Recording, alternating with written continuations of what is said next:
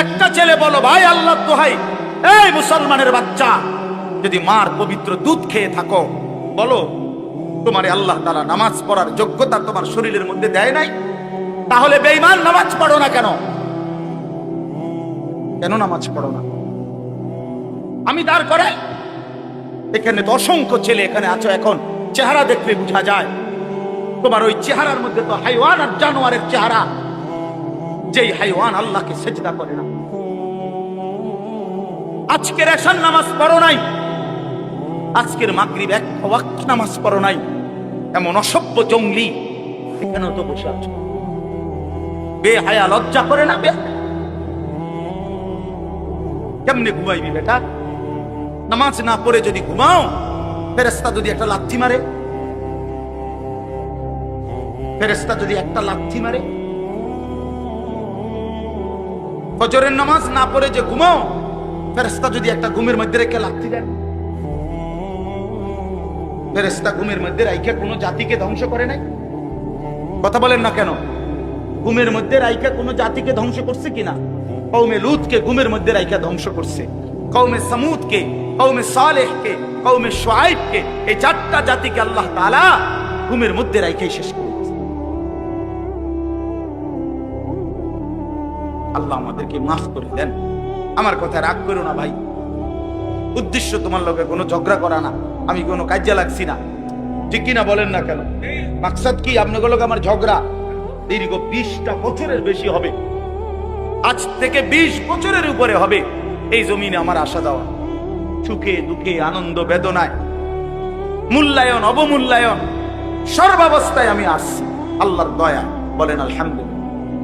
আলামিন আমার কাছে মাদ্রাসায় গেছে, ভাই আমার অনেক অনেক মহব্বতের ছাত্র। প্রতিটা ঈদ, রমজানের ঈদ, কোরবানির ঈদ, আমার একমাত্র ছাত্র হয় এই ছাত্র, এই আলামিন, হে একমাত্র আমার একজন ছাত্র ব্যতিক্রম, যার একটা আমল আমি সবসময় বলি যে প্রত্যেক ঈদের দিন হয় আর কেউ ফোন করুক বা না করুক, হে আমারে ফোন করে, ভালো আছেন নিউজ, আজীব, এটা তার সবসময়ের আমল। বহুদিন যাবত আমি দেখছি। আল্লাহ তাআলা উত্তম বিনিময় দান করেন। দিনের পর দিন, বছরের পর বছর শুনলাম, অথচ কিছুই আমি উপলব্ধি করলাম না। এটা ইনসাফ না। আল্লাহর কথা মানুষের পরিবর্তনের জন্য, এই কোরআনের কথাগুলো আমাদের জিন্দেগি বদলাবার জন্য। মসজিদে জুমার নামাজে প্রত্যেক জুমায় বয়ান হয়, এক বছরে 52 সপ্তাহ। চিন্তা করে দেখেন, একটি বছরে 52 সপ্তাহ, তাহলে 52 সপ্তাহ ইমাম সাহেব আপনাদের জন্য নসিহত করে। এইভাবে যদি 30 বছর 40 বছর ধরে শুনে থাকেন, তাহলে আজকে কতদিন ধরে আল্লাহর কথা শুনতেছেন? বছরে 52, তো এভাবে 40 বছর, এভাবে 30 বছর, এভাবে 50 বছর। অথচ এত লম্বা সময় আল্লাহর কথা শুনবার পরেও এখনো মিথ্যা বলা ছাড়তে পারলেন না। এত লম্বা সময় আল্লাহর কথা বলা শুনবার পরেও বিড়ি সিগারেট খাওয়ার অভ্যাসটা ছাড়তে পারলেন না। এত লম্বা সময় আল্লাহর কথা শুনবার পরেও চা দোকানের আড্ডা বন্ধ করতে পারলেন না। নাচ গান দেখা, টেলিভিশন দেখা ছাড়তে পারলেন না। তো কখন ছাড়বেন না? সময় হবে কখন? এক মুসলমান বাঁচে কয় বছর? হায়াত তো একেবারেই ছোট্ট, সংক্ষিপ্ত হায়াত। তো সেখানে আমি যদি আখিরাতের কোনো প্রস্তুতি না নেই, তো সময় হবে কখন? মূল কারণ কি? মূল কারণ হলো গাফলত, এই খামখেয়ালি ভাব। ইমাম সাহেবের কথা বলে, বয়স্ক মাঝ বয়সী কিছু মুসল্লি আছে, এই বসে বসে জিমায়, মসজিদে বসে বসে জুরায়।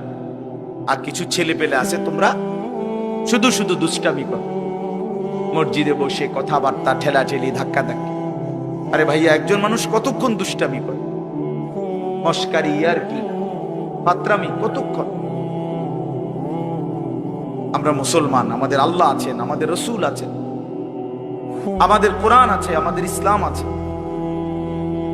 আমাদের জিন্দেগি লাগাম ছাড়া না। লাগাম ছাড়া হাইওয়ান জানোয়ারের জীবনই যদি হতো, তো আল্লাহ তাআলা আমাদেরকে মানুষ, মুসলমান বানাইতেন। মুসলমান বানাইছেনি আল্লাহ তাআলা একটা মহৎ উদ্দেশ্য, একটি উদ্দেশ্য। প্রতিটা মানুষকে আল্লাহ তাআলা উদ্দেশ্য নিয়ে বানাইছে। আফাহাসিবতুম আন্নামা খালাকনাকুম আবাসান, কুরআনুল কারীমের মধ্যে আল্লাহ তাআলা বলেন, বান্দা তোমরা কি এই ভেবেছো যে আমি আল্লাহ তোমাদেরকে অনর্থক বানিয়েছি? কোনো উদ্দেশ্য নাই, এমনি এমনি। ওয়া আন্নাকুম ইলাইনা লা তুরজাউন, এবং আল্লাহ তাআলা বলেন, তোমরা কি এই মনে করেছো বান্দা যে আমি আল্লাহর কাছে তোমাদেরকে ফিরে আসতে হবে না? কি ভাবছো আমার কাছে আসতে হবে না? তো উত্তর দেন, বলেন, উত্তর দেন না যে আমরা কি আল্লাহর কাছে ফিরতে হবে? বলেন না, সবাই বলেন, ছেলেরা বলো ভাই, ফিরতে হবে আমরা আল্লাহর কাছে। তো তিনি কি কিছুই জিজ্ঞেস করবে না? ফাওয়ারাব্বিকা লানাসআলান্নাহুম আজমাইন, খোদার কসম, কোরআনে আয়াত। আল্লাহ বলেন, আমি রবের কসম করে বললাম, আল্লাহ নিজের কসম করে, আমি আমার জাতের কসম করে বললাম, বান্দা আমি কিন্তু তোমাদের সকলকেই জিজ্ঞেস করব। ফাওয়ারাব্বিকা লানাসআলান্নাহুম আজমাইন, আজমাইন মানে সকল, একজনকেও ছাড়বো না বান্দা, আমি জিজ্ঞেস করব। কি ভাবছেন? হয়েছে? এই বেটা, বাংলা বুঝো না ইংরেজিতে বুঝো? বন্ধ করো লাইট, মোবাইলটা নামাও।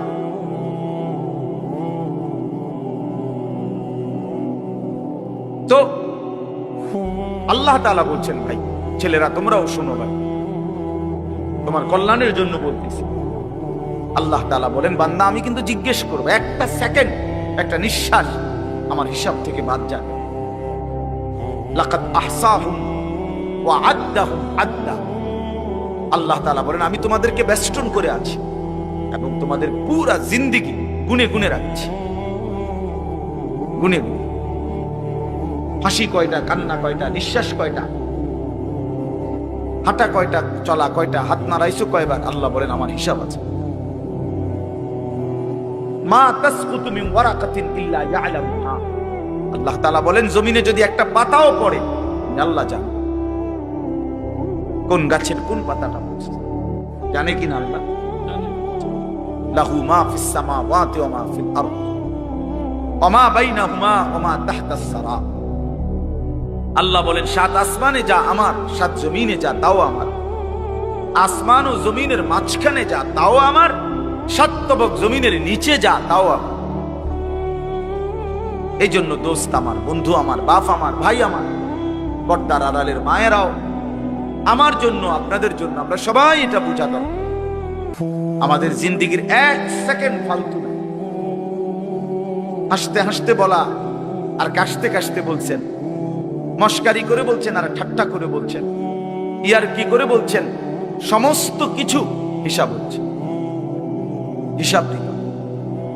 ওয়াকুল্লুহুম আতিহি ইয়াউমাল কিয়ামাতি ফারদা, আল্লাহ তাআলা বলেন, তোমরা সকলেই আল্লাহর সামনে কিয়ামতের দিন একজন একজন করে দাঁড়াবে, একজন একজন, আলাদা আলাদা। ফারদান মানে ওয়াহিদা, একজন একজন, আলাদা আলাদা উত্তর দিতে হবে। সুম্মা লাতুসআলুন্না ইয়াউমাইদিন আনিন নাঈম, আমার দেওয়া প্রতিটি নিয়ামত সম্পর্কে অবশ্যই আল্লাহ বলেন তোমাদেরকে জিজ্ঞেস করা হবে।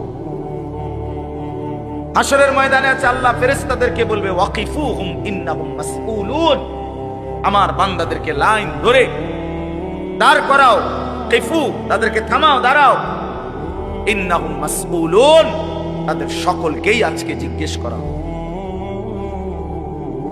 বহু আয়াতে ওয়া ইম মিনকুম ইল্লা ওয়ারিদুহা, আল্লাহ বলে তোমাদের একজনও এমন হবে না, নবী বলো, রাসূল বলো, আউলিয়া বলো, ইমানদার বলো, নাফরমান বলো, প্রত্যেককেই ফুল সিরাত পার হইতে হবে,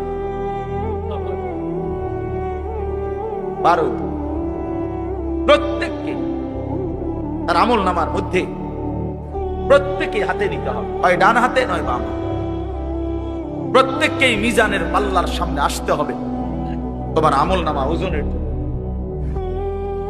আল্লাহ তাআলা বলেন, বহু মানুষ তার আমল নামা নিজের জিন্দেগির কর্মকাণ্ড মিজানের পাল্লায় দিবে ওজনের জন্য, আহা আল্লাহ বলে কাফের, বেঈমান, নাফরমান, পাপী, ফালা নুকিমু লাহুম ইয়াউমাল কিয়ামাতি ওয়াজনা, সেদিন কিয়ামতের দিন মিজানের পাল্লাতে তাদের সারা জিন্দেগীর সমস্ত কর্মকাণ্ডের এক বিন্দু কোনো ওজন আসবে না, 100 গ্রামও হবে না, 100 গ্রাম। জিন্দেগিটা শুধু ভাত তরকারি আর বন বিড়ি আর চা বিস্কুট আর ভাত, ঘর বাড়ি বাজার ব্যবসা চাকরি টাকা রোজগার এর মধ্যেই শেষ করে দিচ্ছে। এই পুরাটা একসাথে ওজন দিলে কিছুই আসবে, কিছুই আসবে।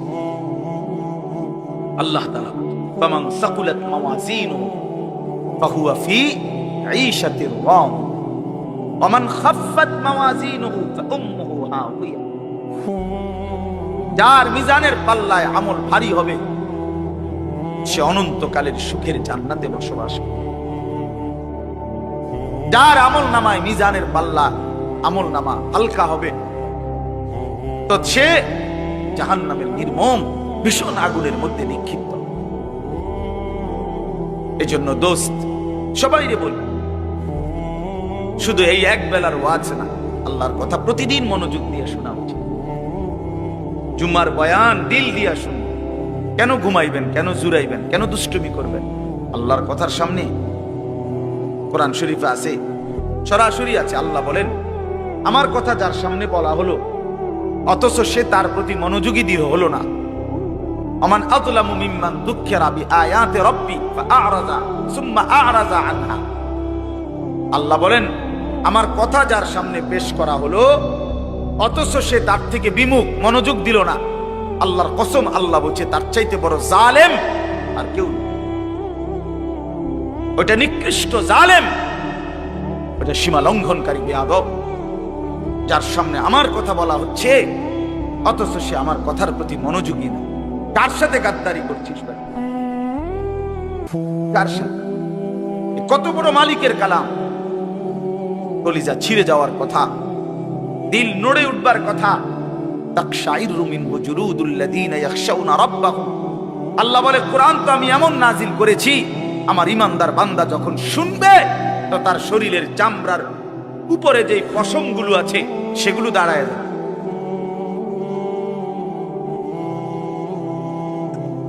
বুঝছে?